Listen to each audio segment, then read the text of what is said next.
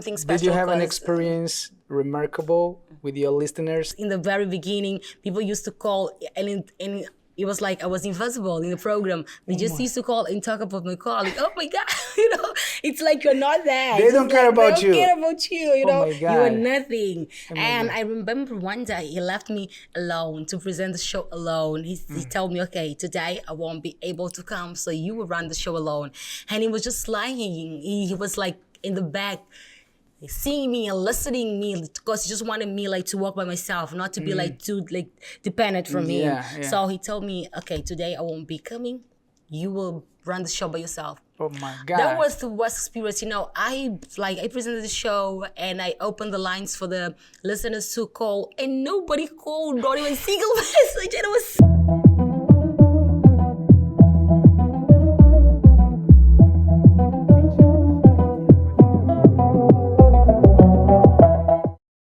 Olá pessoal, sejam mais uma vez bem-vindos ao Angopolyglot Podcast. Welcome to the show. Como sempre, não é? Hoje mais uma convidada especial e do tipo que vocês gostam, mais uma girl. E por favor, aquelas mensagens de que estou apaixonado, hoje não. Aprendam, foquem-se no conteúdo, porque eu já avisei todas as minhas convidadas que essas são as mensagens que elas mais recebem. Hoje eu trago alguém com inglês super top, pessoal, super top. The first time I heard her, I was like, oh my God, she's really good. E melhor de tudo, tem uma experiência profissional muito boa, trabalha com comunicação, sinal de que gosta de falar bastante. Trabalha na Rádio Nacional de ANGOLA, tem um programa internacional. Ela vai nos explicar bem, afinal de contas, como é que isso acontece. Ela é a voz do programa Show da Manhã, não é isso? É formada em Business and Administration. E a minha questão, Business Administration, jornalismo, boas cenas e tudo mais. Então vamos saber tudo hoje aqui com a Ednazia Maura. Ednazia, welcome to the show. Oh, thank you. Welcome to Angopolyglot Podcast. Thanks. It's always a pleasure to be with you guys. Thank you. It's always good, right? Yes. So, how are you feeling today? Yeah, I'm feeling great. Great. Yeah, and like by you guys' sides, I feel much better. Wow, that's good. Thank you Yeah. very much for coming, for accepting our invitation. Oh.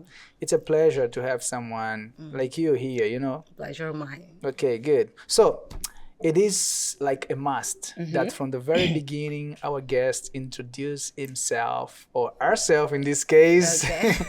to our audience. Let's do it. Okay, let's do that. Okay, who are you actually?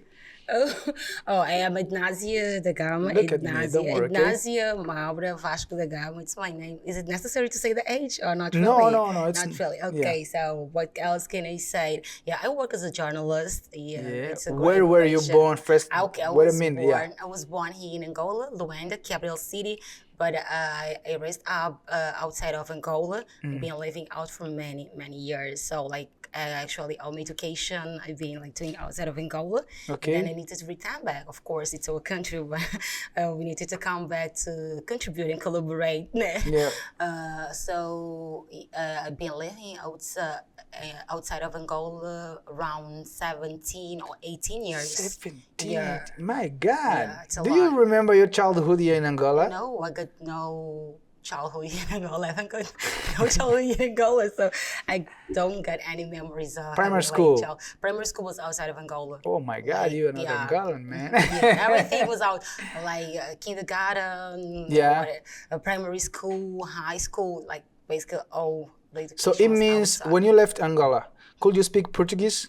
Actually, a little bit, but the most important thing, like my mom always put it as that in our mind that we don't have to forget our language because it's the base. So she was always like up on us. Okay, you guys can learn English, you guys can learn Afrikaans, because I can also as well speak Afrikaans. Really? Yeah, because it's like necessary where I raised up at school. You need to have like the domain of English and Afrikaans as well. Yeah. So Teach me some Afrikaans, please. Oh my God. 5, 2 words, Please 1 word. Please don't ask me that.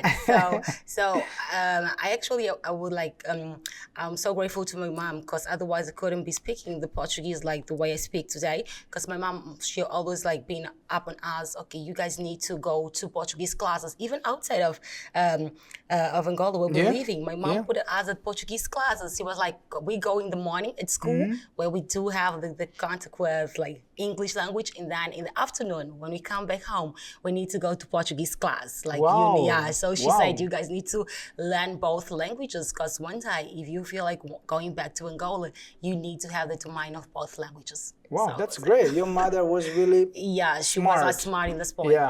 Very, very smart. So how was how do you define it, the time that you were in those countries like Windhoek and something like that? How was it's a kind of now I think it's complicated to ask because you didn't like have an experience about Angola. No, actually I wouldn't say I don't have like experiences because I used to come sometimes here for the vacations. I used to come and spend some of my vacations here in Angola because I'm the last born, so sometimes like my dad wanted to see me, so whenever it was like holidays vacations at school, so I used to come in Angola. And I do have some little memories, but not like 100% or too many memories, but I do have some little memories. And while you were coming here in Angola and living there, did you notice the difference between those two countries? Angola, Windhoek, and it's of course it's always different, you know, and it was really a little bit difficult for me. Till now, it's kind of a little bit difficult in some points because, as you know, I left Angola when I was like 3 years old, 2 or 3 years old. So for me, it was like everything was kind of news for me. When I came here, some things were very difficult for me to adapt myself. Till now, there's so many things that I don't yet adapt myself. It's 70 like a years. huge problem. It's really, of cake. It's really a huge problem for me to adapt myself in some points. But of course, like, you know, it's a challenge. Like day by day, I do try to adapt myself. Why business and administration? Was it a dream or it was like your father's or parents' orientation? Why? No, thanks God. My father never tell us, no, you need to do that, you need to do that, you need to choose that. He always like gave us like the liberty like to choose whatever we wanted for ourselves. I want to say like it's a dream, business administration. I would think like when I was like not having so many options, so when I went through that, because really the dream was journalism, what I did now, and that's the area that I work. That was my dream since I was a little girl. At what moment did you realize, no, I did start administration, but my dream is journalism and I'm gonna go for that? Actually, since I was a very little kid, people always used to tell me, oh, you are so smart, you speak too much, because I talk a lot. Yes, it's true, it's true. And so people used to tell me, oh, you speak a lot, you speak so well, you speak too much. Oh, you speak like a journalist every time like talking. Oh, you speak like a radio presenter, you speak a lot, and you can, and you have the power of taking control of a good conversation. Since I grew up listening to that. So when I reached the age of 12, I put it like that in mind. I will become a journalist when I grow up. So because I love cameras. This is something you can, but I don't like now. But nowadays I used to love more like cameras. I like microphone. I like microphones, mostly microphones. I wouldn't say like cameras because sometimes I don't love to see myself in the cameras, but I love microphones. I love to speak. So every time I got the opportunity to speak, I will speak. I do speak. Yes, I speak a lot. So when I used to, I had a lot of people telling me that, oh, you are good. You need to grow up and be a journalist. You are very smart. And that thing started to be inside of me, like in my mind. Oh, I think it's good. I think it's good. So when I grew up, when I returned back to Angola, because actually the course of journalism, I did it here in Angola. Here in Angola. Yes, when I came back to stay here in Angola, I was kind of searching for work, job opportunities. And that was it. Yeah. Was it hard to find a job opportunity in Angola after coming back? It was a little bit hard. It was a little bit hard, but not like that 100% hard. As you know, it's our companies here in Angola, they do, I wouldn't say prefer, they give like more open doors, like open stores to people who have the domain of foreign languages, like English, French, or any other language. So it's much easier for some people. I wouldn't say all of us, because there's so many good English-speaking peoples around there with no jobs. There are so a lot. there are a lot. So, but in the beginning, it was quite a little bit difficult, but later on, But sorry, in the beginning, did you intend to work in your field of formation, like in business administration, or you were like, okay, I'm going back and I'm gonna be working already as a journalist? What was your first intention? My first intention was to work in my area, like business administration. But in that, I worked I had a company where I worked, of course, in the area. But it was not that. And when I was in that company, people came with the new idea, like in my mind, like, oh, you were so good in marketing. Why don't you work in marketing? Because you got like a good ability of convincing the client to buy stuff, and you got good image. So why don't you work in marketing? I was like, now? Marketing. Oh my God. And I was now confused, like between journalism and marketing. So and did you work in marketing? I did work in a company with marketing, but I didn't use like to have like 100% of the experience, but I did a lot, and they liked a lot the work, and I like kind of admire myself, like, oh my God, I didn't even had any information in the area of marketing, but I did it so well. And even till now, even at the radio, at Angola National Radio station, they still ask me sometimes, why don't you come to the marketing area and work there? Because you got a potential to be there. I'm like, no, I don't want to do that. How did you get the opportunity to work at the Radio Nacional de Angola? How? Oh, okay. Let me try to resume. Actually, later on, when I started to study journalism, like almost in the end of the course, I started to search for some opportunities and some radios to gain some experiences. So first of all, before I go to Angola National Radio Station, I was in another radio station that is Rádio Solidária. I've been there having some trainings and kind of gained some experiences. And then later on, someone told me, oh, in Angola National Radio Station, like an auntie of mine, auntie of mine told me, on Angola National Radio Station, they're needing female voices for the English edition, because inside of Rádio Nacional de ANGOLA, the Angola National Radio Station, there is an international channel that broadcasts from Angola to the world. So we broadcast like via streaming.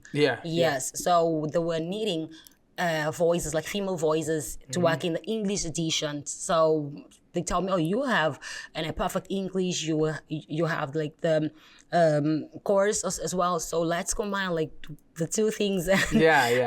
So they told me, you can go there and talk with the director, the responsible of the area, and see if you do a little test, like kind of an interview, to see if you can be accepted to work at the international channel of Angola National Radio Station. I went there, I normally talk that.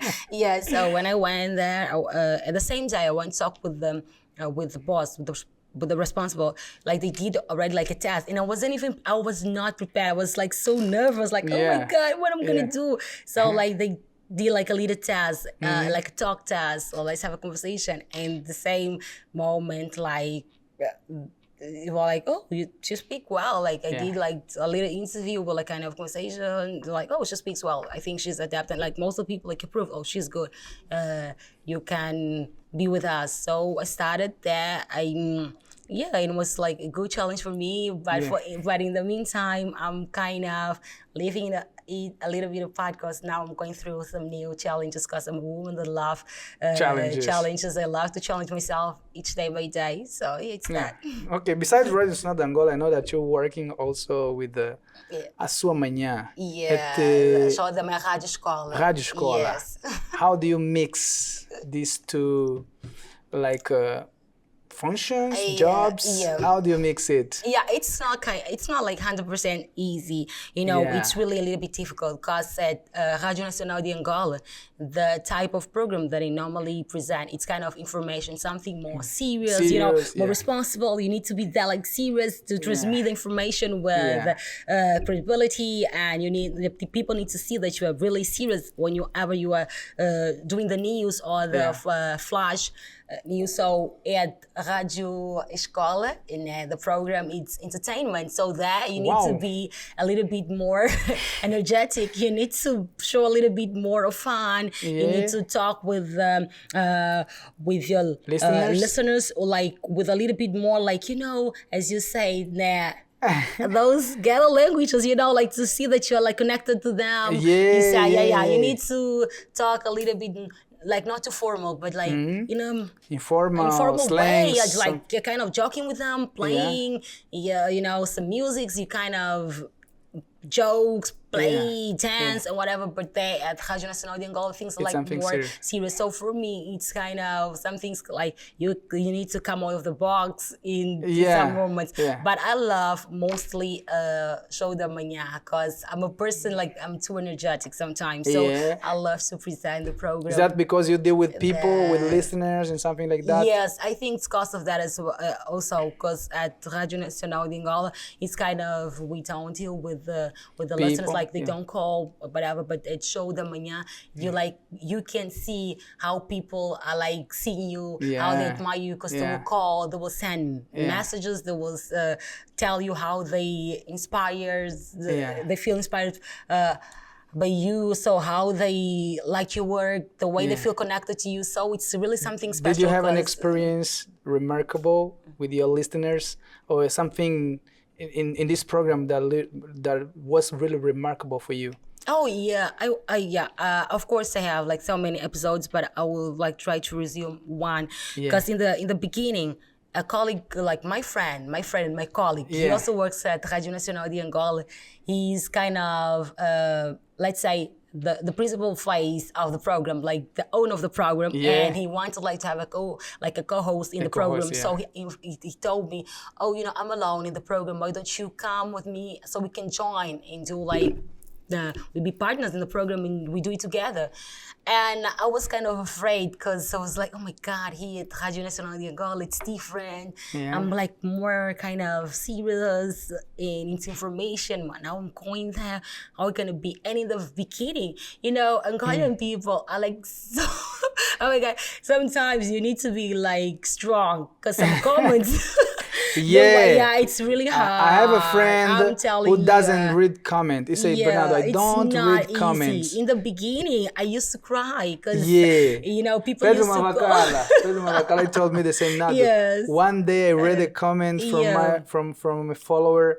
I almost died. Me as well. That's why I don't read any more comments. Me as well. One day I was supposed to cry because in the very beginning, people used to call and it was like I was invisible in the program. They just used to call and talk about my colleague. Oh my God, it's like you're not there. They don't care about you. They don't care about you, Oh my God. You are nothing. And I remember one day he left me alone to present the show alone. He told me, okay, today I won't be able to come, so you will run the show alone.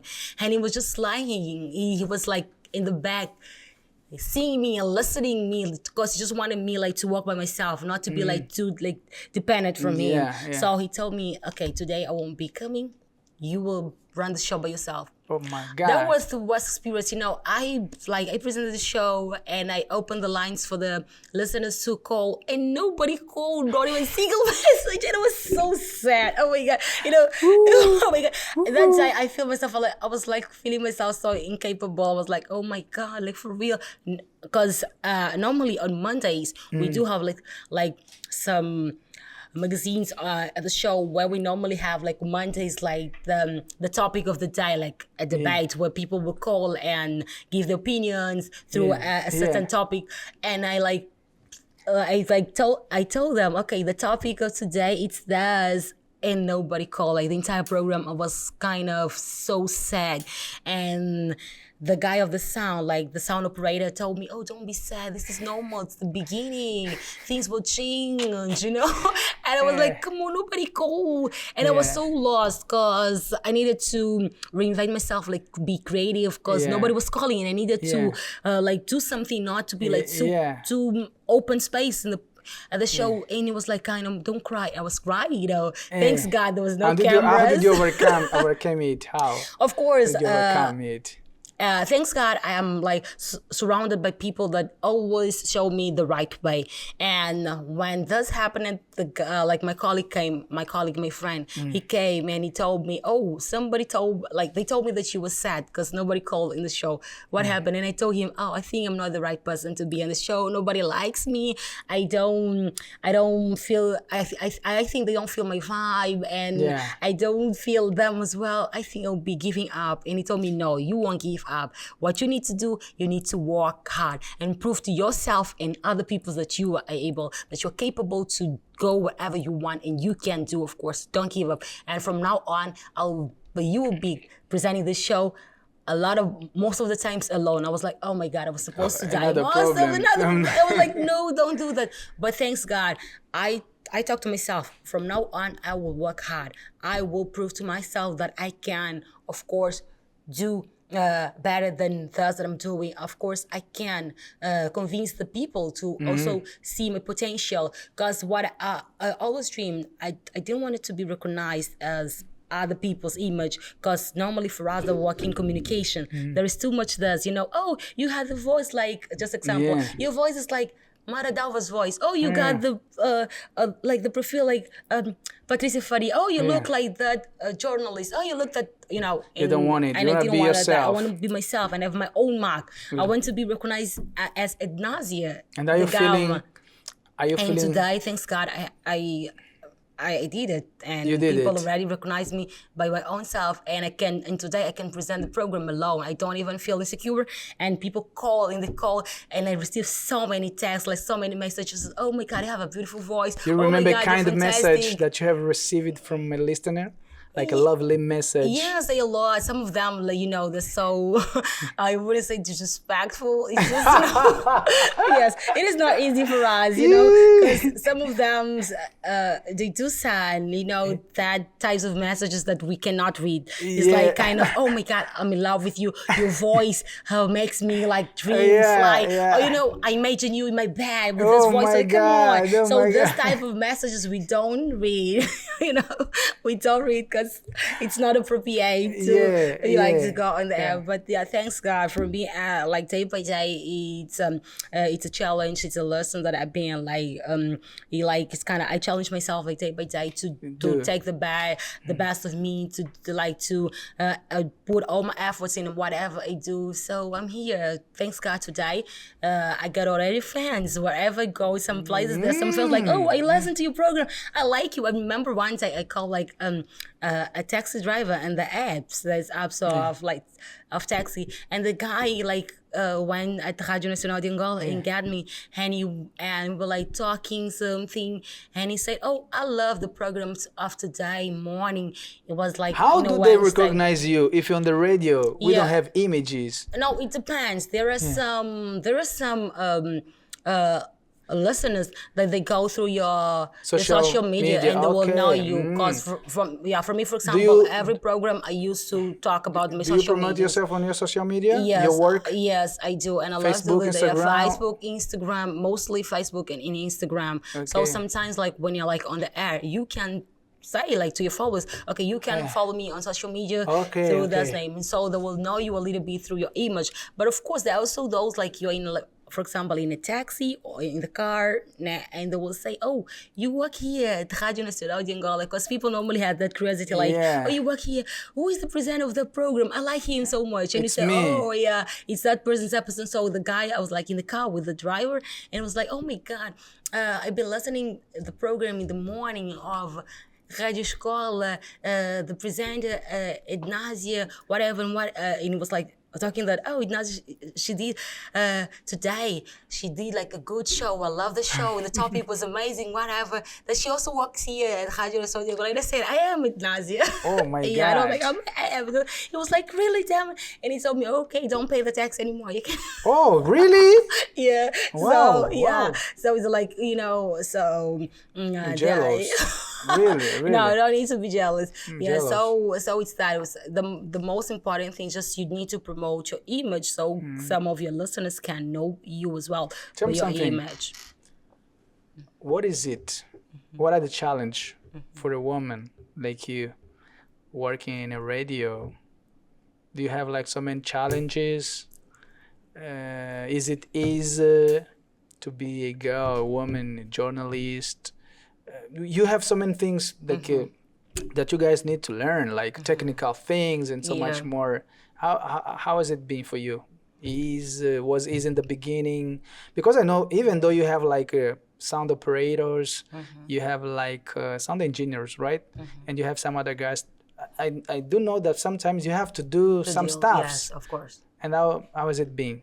Oh, like it's not easy. In the beginning, it was not easy. Till now, it's not easy. Yeah. I wouldn't be like hypocrite here saying, "Oh, it's easy." Now it's not easy, because in the end of the day, we deal with so many things. Like a part of like Speaking, of course, and a part of knowing how to deal with adjust the equipment volume, and all this. We also deal with some of uncomfortable situations, like kind of you have the potential to be in a certain position, in a certain place, but there is someone in the back that comes with those type of conversations that you know what I'm talking about, you know like kind of, oh, if you want to be there, I can make things more easy for you. Just say yes in what you want. So it's not easy for a woman that work in communications. Like it's not like 100% easy here in our country, of course.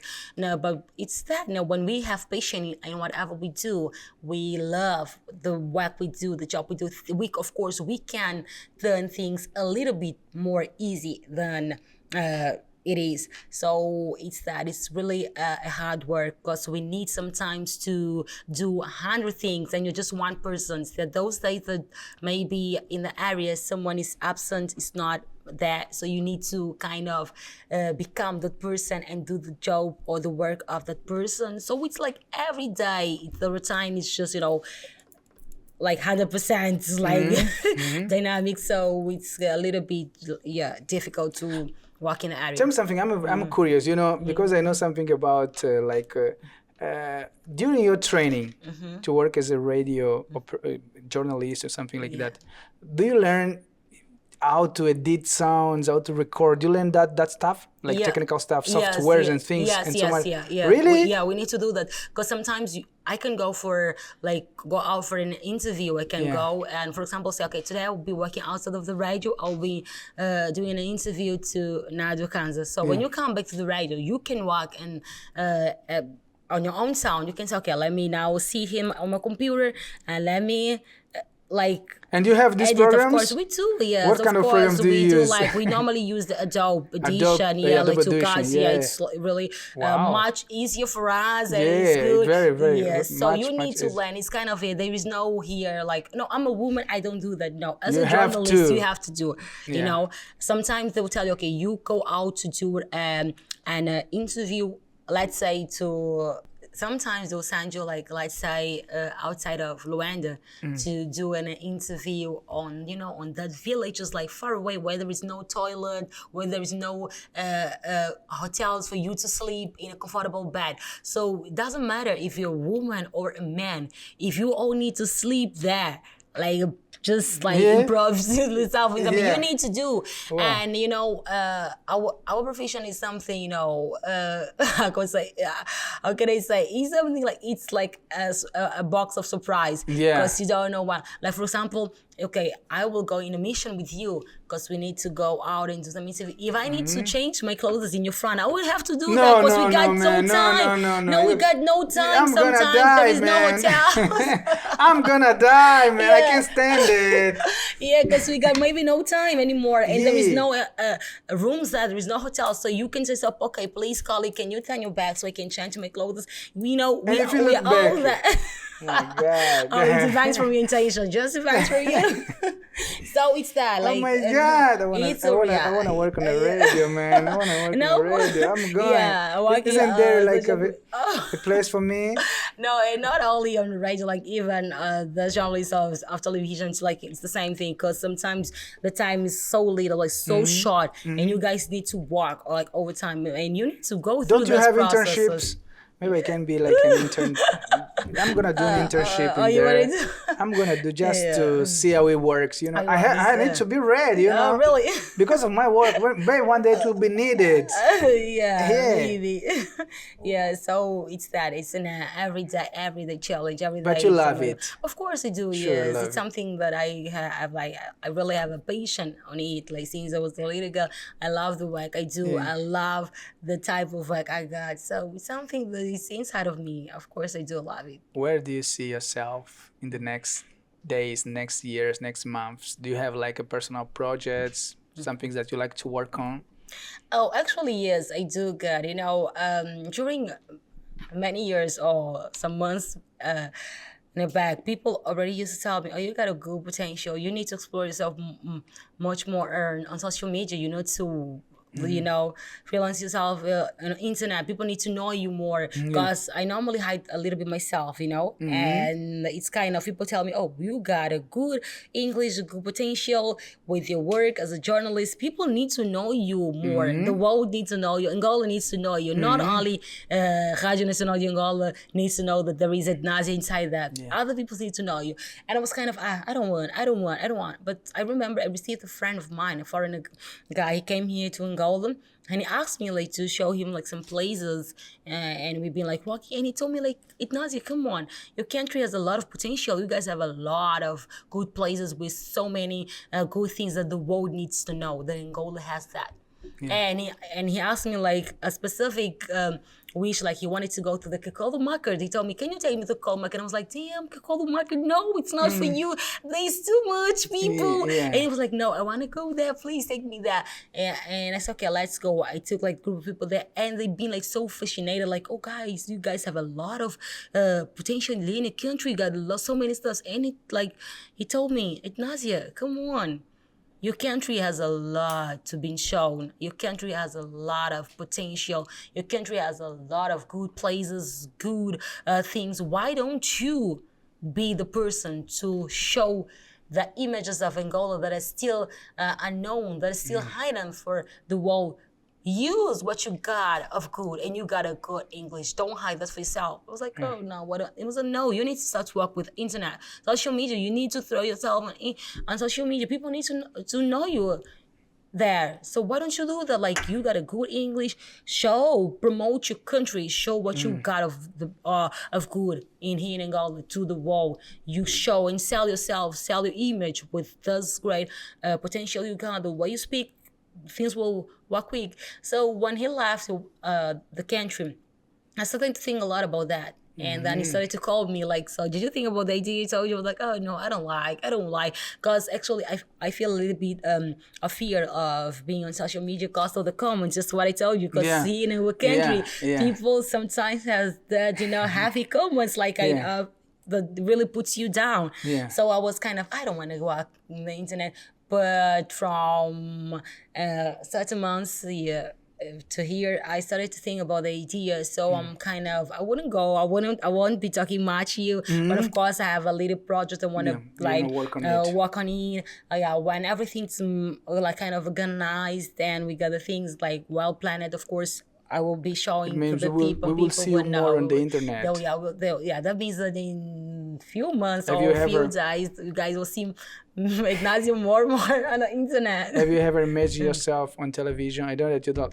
You say that you don't like cameras, but have you ever imagined yourself working on television? Yes, of course I do. And thanks God, I do have already some invitations that I'm still analyzing, of course, at the time. Now, the time I normally put God in everything in my life. So in the time of God, it will happen. My sister always says something like that. So it's that. It's what I told you. Now, people normally say, oh, you got a good image, but I don't. I feel like I don't loucura in television. But of course, I already did some works in televisions, and then I was kind of hiding myself on the radio. But people are always telling me, you need to go to television. You need to show yourself on television. I was like, I don't want. But now I'm thinking like this idea of course, open this door and be working on television.